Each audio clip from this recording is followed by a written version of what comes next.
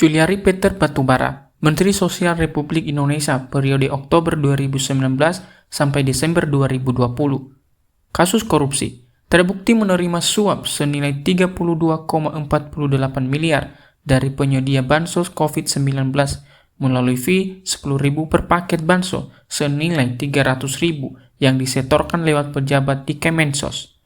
Proses hukum, divonis 12 tahun penjara, denda 500 juta, subsidiar 6 bulan kurungan, dan wajib bayar uang pengganti sebesar 14,59 miliar. Hak politik dicabut 4 tahun setelah masa hukuman.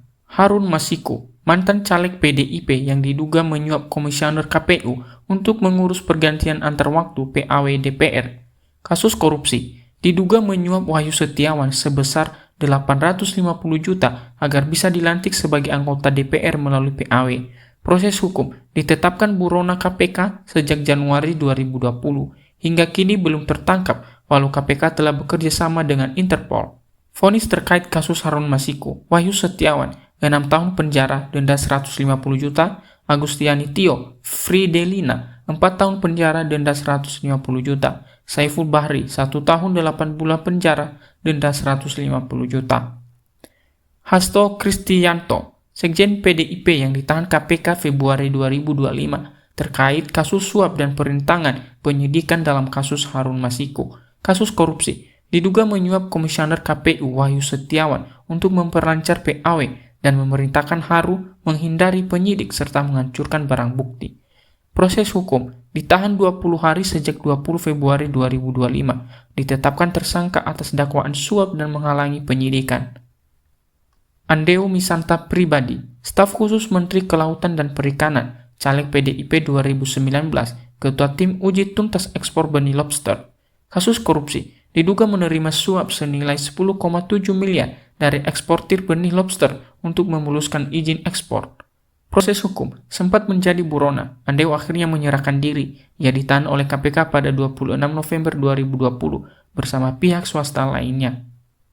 Ajai Muhammad Priyatna, mantan wakil kota Cimahi periode 2017 sampai 2022 dari PDIP. Kasus korupsi, terima suap senilai 1,66 miliar dari pemilik Rumah Sakit Umum Kasih Bunda untuk memuluskan proyek rumah sakit. Proses hukum, divonis 2 tahun penjara dan denda 100 juta, subsidiar 3 bulan kurungan oleh Pengadilan Negeri Bandung, Agustus 2021.